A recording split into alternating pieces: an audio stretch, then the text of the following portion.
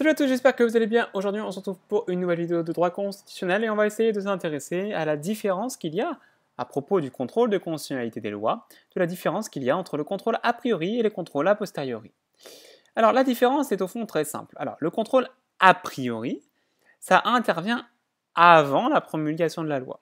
Ici, si une loi qui a été adoptée par le Parlement est contraire à la Constitution, le juge constitutionnel pourra être saisi pour statuer sur la question. Et si la loi est véritablement inconstitutionnelle, la loi ne sera jamais promulguée et donc cette loi-là n'entrera jamais en vigueur.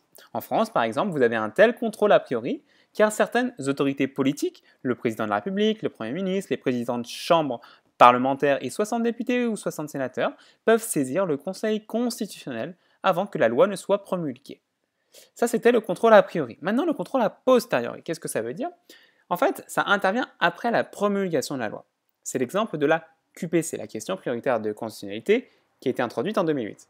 On a une loi qui a été promulguée il y a 60 ans. Cette loi-là peut être sous le coup d'une QPC qui pourrait être soulevée au cours d'un procès.